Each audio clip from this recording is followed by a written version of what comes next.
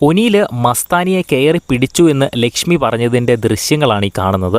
ആദ്യം തന്നെ ഒനീലിൻ്റെ team sponsor task വിജയിച്ച സന്തോഷത്തിൽ ഒനീൽ സെലിബ്രേറ്റ് ചെയ്യുന്നതിൻ്റെ ഭാഗമായിട്ട് നടുക്കിലേക്ക് ഇറങ്ങി പോകാൻ നോക്കുന്നു. മസ്താനി നിൽക്കുന്ന സൈഡിലൂടെയാണ് ഒനീൽ പോകാൻ ശ്രമിക്കുന്നത്. ആദ്യം തന്നെ പറയട്ടെ, അവിടെ വളരെ സ്പേസ് കുറഞ്ഞ ഒരു ഏരിയയാണ്, വളരെ കൺജസ്റ്റഡ് ആയിട്ടുള്ള ഒരു ഏരിയയാണ്. മസ്താനി നിൽക്കുന്നതിൻ്റെ പുറകിലായിട്ട് ഒരു ഫ്ലെക്സ് വെച്ചിട്ടുണ്ട്. അപ്പോൾ മസ്താനിയുടെയും ഫ്ലെക്സിൻ്റെയും നടുവിലുള്ള സ്പേസിലൂടെയാണ് ഒനീൽ അപ്പുറത്തേക്ക് ഇറങ്ങി പോകാൻ ശ്രമിക്കുന്നത്. ഒനീലിന് അത്യാവശ്യം വണ്ണമുള്ള ഒരാൾ കൂടിയാണ്. അപ്പോൾ അത്രയും കൺജസ്റ്റഡ് ആയിട്ടുള്ള ഏരിയയിലൂടെ പോകാൻ പാടാണ്. പക്ഷേ വിജയിച്ച ആ ഒരു ആഹ്ലാദത്തിൽ ഒനീൽ പെട്ടെന്ന് തന്നെ അവിടെ നിന്ന് അങ്ങോട്ട് കിടന്നിറങ്ങി പോകാൻ ശ്രമിക്കുന്നു. അപ്പോൾ കാല് അടിയിൽ എവിടെയോ തട്ടുന്നുണ്ട്. അങ്ങനെ കാല് തട്ടി വീഴാൻ പോകുന്ന സമയത്ത് മസ്താനിയുടെ ദേഹത്ത് ഒരു താങ്ങായിട്ട് ഒനീൽ കൈ വെക്കുന്നുണ്ട്. പക്ഷെ ഒനീലിന് വീണ്ടും ബാലൻസ് കിട്ടുന്നില്ല. പിന്നെ കാണിക്കുന്നത് വേറൊരു ക്യാമറ ആംഗിളാണ്.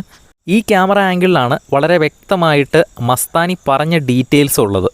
അതായത് ബാലൻസ് കിട്ടാത്ത ഒനീൽ വീഴാതിരിക്കാൻ വേണ്ടിയിട്ട് മസ്താനിയുടെ ശരീരത്ത് വട്ടം പിടിക്കുന്ന ഒരു കൈവച്ച്, അതാണ് മസ്താനി ഉന്നയിച്ചത്.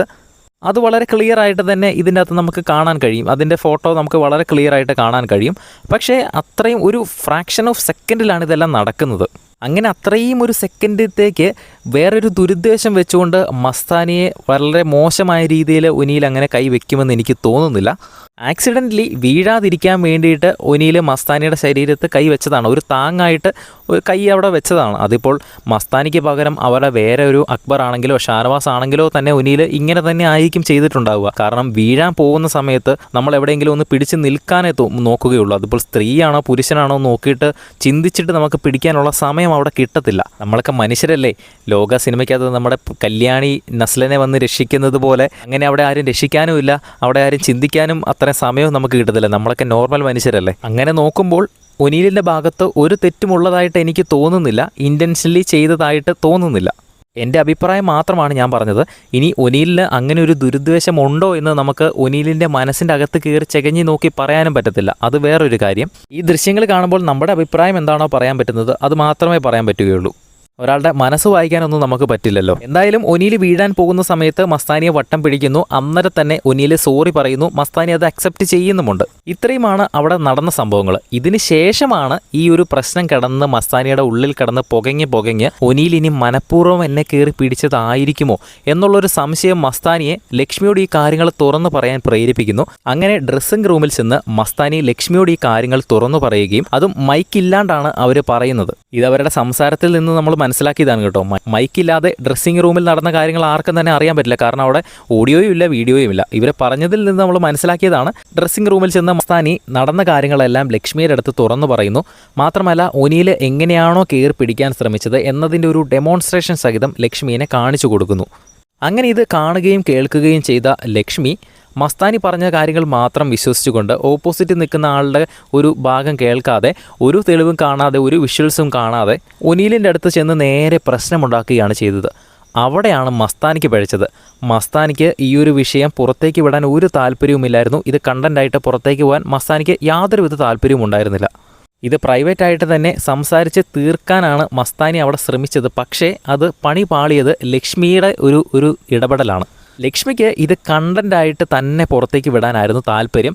ഇത് മസ്താനിക്ക് നീതി ലഭിക്കാനോ അല്ലെങ്കിൽ മസ്താനിനെ സഹായിക്കാനോ ചെയ്തതായിട്ട് നമുക്ക് തോന്നില്ല. കാരണം ലക്ഷ്മി ആദ്യം തന്നെ ചെന്ന് ഒനീലിൻ്റെ അടുത്ത് സംസാരിക്കുന്ന സമയത്ത് ഒനീൽ മൈക്ക് ധരിച്ചിട്ടില്ല.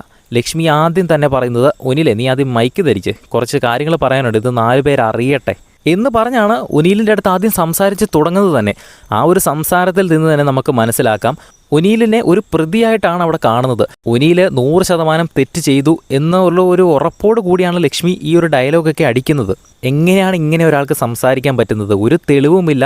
ഒരാൾ പറഞ്ഞതിൻ്റെ അടിസ്ഥാനത്തിൽ മാത്രം ഇങ്ങനെ 100% ഉറപ്പോടി കൂടി സംസാരിക്കാൻ എങ്ങനെയാണ് കഴിയുന്നത് എനിക്ക് മനസ്സിലാകുന്നില്ല. ലക്ഷ്മി ആ ഒരു രീതിക്കാണ് ഒനീലിൻ്റെ അടുത്ത് സംസാരിക്കുന്നത്. നീ ആദ്യം മൈക്ക് ധരിക്ക്, 4 പേര് അറിയട്ടെ നീ ചെയ്ത കാര്യങ്ങൾ. ഇങ്ങനെയാണ് ലക്ഷ്മി സംസാരിക്കാൻ തുടങ്ങുന്നത്. അങ്ങനെ ലക്ഷ്മി ഒനീലിൻ്റെ അടുത്ത് ഈ കാര്യങ്ങൾ സംസാരിക്കുന്ന സമയത്ത് അവിടെ ആൾക്കൂട്ടം കൂടുകയും ജനങ്ങളെല്ലാവരും തന്നെ അറിയുകയും ഇത് വളരെ വലിയൊരു പ്രശ്നമാക്കി തീരുകയും ചെയ്തു. ഏറ്റവും അവസാനം 3 പേരും ക്യാമറയിൽ നോക്കി പറഞ്ഞിട്ടുണ്ട്, ഇത് ലാലേട്ടൻ വരുന്ന സമയത്ത് ഇത് വളരെ ക്ലിയർ ആയിട്ട് തന്നെ ഞങ്ങൾക്കിത് അറിയണം, ഇതെന്താണ് നടന്നതെന്ന്. ആദ്യം തന്നെ മസ്താനിയാണ് പറയുന്നത് ഇതൊരു കാരണവശാലും പുറത്തേക്ക് വിടരുത്, ഇത് കണ്ടൻ്റായിട്ട് പുറത്തേക്ക് വിടാൻ എനിക്ക് യാതൊരുവിധ ആഗ്രഹവുമില്ല, ദൈവത്തെ ഓർത്ത് ഇത് വിടരുത് എന്നൊക്കെ ക്യാമറയെ നോക്കി പറയുന്നുണ്ട്. ഈ അവിടെയുള്ള വീട്ടിലെ എല്ലാ മത്സരാർത്ഥികളും ഒരുമിച്ച് ഒരു റൂമിൽ കയറി ഇന്ന് പ്രശ്നമുണ്ടാക്കിയിട്ട് ഈ ഒരു വിഷയം പുറത്തേക്ക് വിടരുത് എന്ന്. മാത്രമല്ല ലൈവിൽ മണിക്കൂറുകൾ നീണ്ടു നിന്ന ഈ ഒരു വിഷയം പുറത്തേക്ക് വിടരുത് എന്ന്. ആ ഒരു സമയത്ത് പിന്നെ ലൈവിൽ എന്തിട്ട് കാണിക്കും? കാരണം എല്ലാവരും ഒരേ സ്ഥലത്ത് നിന്ന് പ്രശ്നമുണ്ടാക്കുകയാണ്. ആ സമയത്ത് ലൈവിൽ വേറെ എന്ത് കണ്ടന്റ് അവരുടെ അടുത്ത് കാണിക്കും? മെയിൻ എപ്പിസോഡിൽ തന്നെ കാണിച്ചിട്ടുണ്ട് എന്തായാലും. അത് കഴിഞ്ഞിട്ട് അവിടെ ഒനിയിൽ പോയി ക്യാമറയിൽ പോയി പറയുന്നു, ലാലേട്ടൻ വരുന്ന എപ്പിസോഡിൽ ഇതിനൊരു വ്യക്തത ഉണ്ടാകണമെന്ന് ഒനിയിൽ പറയുന്നു. ലക്ഷ്മിയും ക്യാമറയിൽ നോക്കി പറയുന്നുണ്ട്.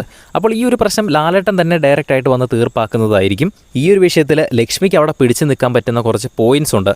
ഡ്രസ്സിംഗ് റൂമിൽ മസ്താനി എങ്ങനെയുള്ള ഡെമോൺസ്ട്രേഷനാണ് കാണിച്ചതെന്ന് നമ്മൾ ആരും കണ്ടിട്ടില്ല.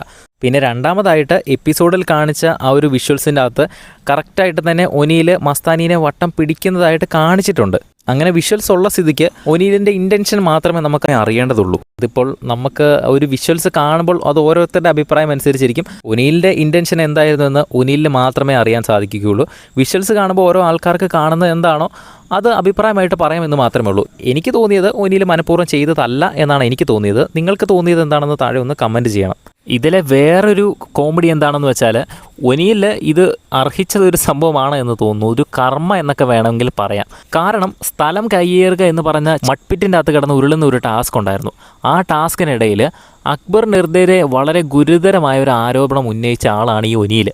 ആ ടാസ്കിനിടയിൽ അക്ബറിന് വളരെ മോശമായ രീതിയിൽ ജിസേലിനെ പല തവണ കയറി പിടിച്ചു എന്നുള്ളൊരു ആരോപണം ഒനിയിൽ ഉന്നയിച്ചിരുന്നു. സ്ഥിരമായിട്ട് ലൈവ് കണ്ടവർക്ക് മാത്രമേ ഇത് അറിയാൻ കഴിയുകയുള്ളൂ. അധികം ആൾക്കാർ പറയാത്തതും ചർച്ച ചെയ്യാത്തതുമായിട്ടുള്ളൊരു വിഷയമാണിത്. അപ്പോൾ ഒനിയിൽ അങ്ങനെ ഒരു ആരോപണം ഉന്നയിക്കുന്ന സമയത്ത് അക്ബറിന് അങ്ങനെ ഒരു ഇൻറ്റൻഷൻ ഉണ്ടായിരുന്നോ, അല്ലെങ്കിൽ അക്ബർ അറിഞ്ഞുകൊണ്ടാണ് കയറി പിടിച്ചത് എന്ന് ചോദിച്ചിട്ടല്ല ഒനിയിൽ ആ ഒരു ആരോപണം ഉന്നയിച്ചത്. അതേപോലെ തന്നെ അതേ നാണയത്തിൽ തന്നെ ഇവിടെ ഒനിയിലിന് തിരിച്ചടി കിട്ടിയിരിക്കുകയാണ്. ഒനിയിൽ എങ്ങനെയുള്ളൊരു ഇൻറ്റൻഷൻ ആണെന്നോ അല്ലെങ്കിൽ അറിഞ്ഞുകൊണ്ട് ചെയ്തതാണെന്നോ ഒരു ബുദ്ധിയും കൂടാതെ അക്ബർ തെറ്റുകാരനാണ് നിന്ന് അവിടെ ചിത്രീകരിക്കപ്പെടുകയാണ് ചെയ്തത്. അപ്പോൾ ഒനിയിലിന് തിരിച്ചടിയായിട്ടാണ് എനിക്ക് തോന്നിയത്. എന്തായാലും ഒനിയിലെ ഭാഗത്ത് തെറ്റുള്ളതായിട്ട് ഞാൻ ഇപ്പോഴും സ്റ്റിൽ പറയുന്നില്ല. എനിക്ക് കണ്ടിട്ട് അങ്ങനെയാണ് തോന്നുന്നത്. ഒനിയിൽ നിരപരാധിയാണ് ഈ കേസിൽ എന്നാണ് എനിക്ക് തോന്നുന്നത്. എന്തായാലും അത് ഇനി ലാലേട്ടൻ വരുന്ന എപ്പിസോഡിൽ ഇതിൻ്റെ ഒരു ഒത്തുതീർപ്പാക്കുന്നത് എങ്ങനെയാണെന്ന് നമുക്ക് നോക്കാം.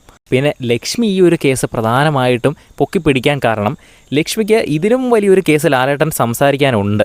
ലാലേട്ടൻ എന്തായാലും ലക്ഷ്മിയെ എയറിൽ കയറ്റും എന്നുള്ള കാര്യം ലക്ഷ്മിക്ക് അവിടെ 100% അറിയാം. കാരണം ആദില നൂറേനെ പറ്റി പറഞ്ഞത് നിസ്സാര കാര്യമൊന്നുമല്ല. അത് ലാലേട്ടൻ എടുത്തിട്ട് അലക്കും എന്നുള്ള കാര്യത്തിൽ ഒരു സംശയവുമില്ല. കഴിഞ്ഞ സീസണിൽ ഇതേ ഒരു കാര്യം പറഞ്ഞതിൻ്റെ തുടർന്ന് ഒരാൾക്ക് യെല്ലോ കാർഡ് കിട്ടിയതാണ്. ആ ആൾ നമ്മുടെ ലക്ഷ്മിയുടെ സുഹൃത്തുമാണ്. അപ്പോൾ അദ്ദേഹം ആ ഒരു സീസണിൽ മോശമായ ഒരു പരാമർശം LGBTQ കമ്മ്യൂണിറ്റിയെ പറ്റി പറഞ്ഞ സമയത്ത് പുറത്ത് മാസീവായിട്ടൊരു സപ്പോർട്ട് ഉണ്ടാകുകയും ലാലേട്ടൻ്റെ കയ്യിൽ നിന്ന് ഫയറിങ്ങും ഒരു യെല്ലോ കാർഡും കിട്ടിയെങ്കിലും പുറത്ത് വളരെ വലിയൊരു സപ്പോർട്ട് അയാൾക്ക് ഉണ്ടായി എന്നുള്ള കാര്യം ലക്ഷ്മിക്ക് അറിയാം. ഇനി ആ ഒരു ഉദ്ദേശം വെച്ചുകൊണ്ടാണോ ആദില നൂറേനെ പറ്റി അങ്ങനെ ഒരു സംസാരം പറഞ്ഞതെന്ന് അറിയത്തില്ല. എന്തായാലും ആ ഒരു വിഷയം വളരെ വലുതായിട്ടുണ്ട്. ലാലേട്ടൻ സംസാരിക്കുകയും ചെയ്യും. പക്ഷെ അത് മറ്റു മത്സരാർത്ഥികൾ ആരും തന്നെ അത് വളരെ വലിയൊരു വിഷയമായിട്ട് അവിടെ എടുത്തിട്ടില്ല. ലാലേട്ടൻ വരുമ്പോൾ അത് എന്തായാലും സംസാരിക്കുമ്പോൾ അത് ഏറ്റവും വലിയൊരു വിഷയമാണല്ലോ. അപ്പോൾ അത്രയും വലിയൊരു വിഷയം സംസാരിക്കുമ്പോൾ അതിലും ചെറിയ ചെറിയ കുറ്റങ്ങൾ ചെയ്യുന്നത് കൊണ്ട് വളരെ വലിയൊരു ആഘാതം ലക്ഷ്മിക്ക് ഉണ്ടാക്കാനില്ല. കാരണം അതിലും വലിയ കുറ്റം ചെയ്തതിൻ്റെ ശിക്ഷ ഓൾറെഡി ഏറ്റുവാങ്ങാൻ വേണ്ടി ഇരിക്കുകയാണ്. അതുകൊണ്ട് ഏത് രീതിയിലും ലക്ഷ്മിക്ക് പെരുമാറാനുള്ള ഒരു സ്വാതന്ത്ര്യം, ഒരു ലൈസൻസ് സൈസിൽ ലക്ഷ്മി അതിനെ കണക്കാക്കിയിട്ടായിരിക്കണം ഈ ഒരു പ്രശ്നം വളരെ വലുതാക്കിയതും. കിട്ടുവാണെങ്കിൽ ഒരാൾക്ക് നന്മ ചെയ്ത് കൊടുത്തതിൻ്റെ പേരിൽ കുറച്ച് ക്രെഡിറ്റും ഒരു വുമൺ കാർഡ് ഇറക്കി കുറച്ച് സപ്പോർട്ട് നേടിയെടുക്കാനും സാധിക്കട്ടെ എന്ന് വിചാരിച്ചിട്ടായിരിക്കണം മനഃപൂർവ്വം ഈ ഒരു പ്രശ്നം വളരെ വലുതാക്കിയതും നന്മമരം കളിക്കാൻ നോക്കിയതും. എന്തായാലും ഈ ഒരു പ്രശ്നം എവിടെ ചെന്ന് എത്തും എന്ന് നമുക്ക് ലാലേട്ടൻ്റെ എപ്പിസോഡിൽ നിന്ന് നമുക്ക് കണ്ട് മനസ്സിലാക്കാം. നിങ്ങൾക്ക് എന്താണ് തോന്നുന്നത് താഴെ തീർച്ചയായിട്ടും ഒന്ന് കമൻറ്റ് ചെയ്യണേ. വീഡിയോ ഇഷ്ടപ്പെട്ടാൽ ഇപ്പോൾ തന്നെ ഒന്ന് ലൈക്ക് ചെയ്യണേ. കൂടുതൽ ബിഗ് ബോസ് അപ്ഡേറ്റുകൾക്കായിട്ട് നമ്മുടെ ചാനൽ ഒന്ന് സബ്സ്ക്രൈബ് ചെയ്യുക.